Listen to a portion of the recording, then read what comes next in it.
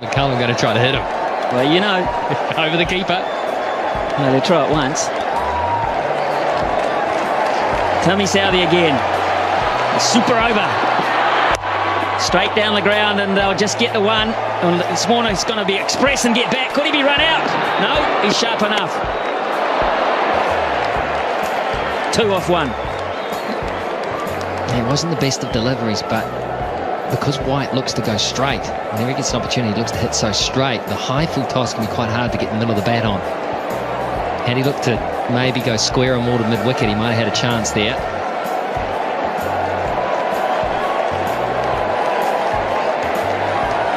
New Zealand will use Martin Guptill, Ross Taylor and Brendan McCullum when it's their turn to bat.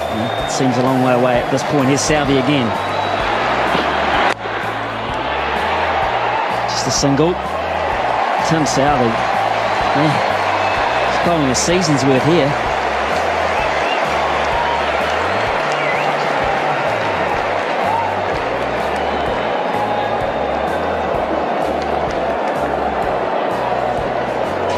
Might be a few people who headed off to try and beat the crowd. They're wondering what all the yelling's about. What are they still doing? People that didn't know about the super over.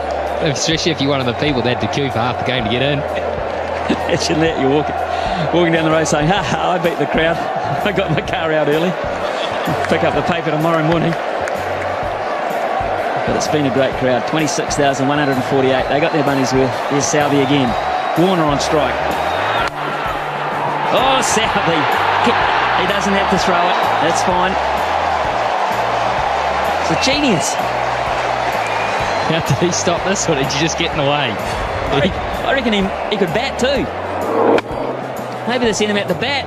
He's trapped that. White wanted to get the strike. Warner wasn't prepared to risk it. So he's bowled 3 balls for 3 runs. And Warner has 3 balls to work his magic. Can he do it? That's big. How big? It's going to be caught. It's going to be taken. Not big enough. Nathan McCullum. The most important thing there, it's a dot ball. And Australia only have 1 wicket up their sleeve, but White gets on strike. He was close to his arc, but he toe-ended it. It was just too wide for him to get in the middle of the bat on it, and so it went up. It just floated up. Nathan McCullum, I tell you what, I don't care what the situation is, he does not drop those. He had his head, he was placing, he was looking to place the ball around the park. He looked like he was cool, calm, he knew what he was doing, he was in form and he was hot. Anyway, that's all academic. Here's White. There's Tim Southee again too. Oh, my word. He runs him out, that would be the end of the innings, he didn't try. Hey, Tim Southee, how about this? How about that? But absolutely perfect. Well, is Brendan McCullum man of the match if New Zealand win? Of course he is. Or is Southee? Is Tim Southee?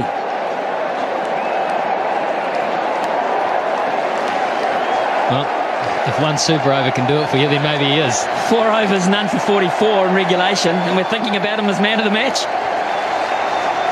Last ball, super over. And that'll only be 1. They'll run again, and mow as well. Hopkins will go, it's hit the batsman. You run the line of the throw, perfectly legal. You can do that, Brad Haddin. Protect the wickets you're running towards. 6 off the over, and they're loving Tim Southee. New Zealand have got a royal opportunity here against Shaun Tate to win this match. With the stiff hammy. Who's going to say he hasn't? Here's Tate. 7 to win from 6. Chris Gaffney is having the time of his life.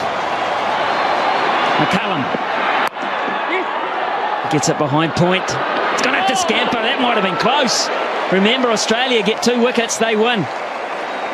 And that might have been really close, Michael Clarke. Decided to have a go at it. He knew he had cover. He knew the importance of an early wicket. Oh, it would have been touch and go. That would have been a dead heat. Yeah, Brendan McCullum knew it. So 1 from 1.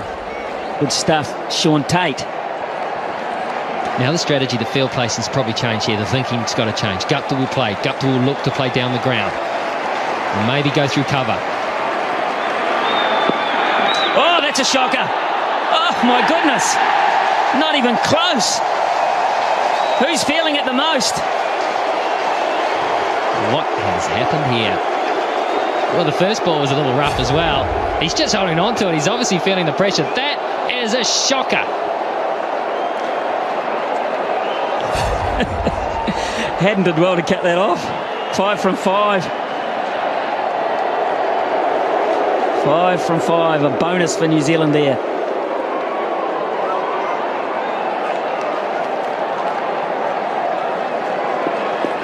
And take the one. They can take a single. They've got McCullum at the other end, chumping at the bit to have another go.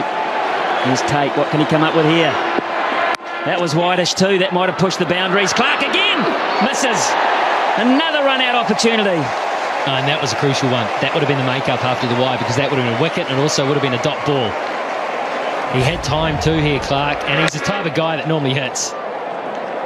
He is such a good cricketer. Guptill gave it everything. He had time to steady himself, take aim. It would have been out. Yeah, it would have. It would have, and I don't think it would have missed by much. Michael Clark doesn't miss very often. Now then, McCullum on strike. 4 to 1, 4 deliveries. Here we go. Gaffney calls it a wide, and they run one as well. McCullum put pressure on by taking the shot on, and Tate has not reacted well to the situation. Well, this ball looked to deflect. Let's have a close look at this, because if he misses it, yeah, I think fair enough. I've seen closer ones than that called.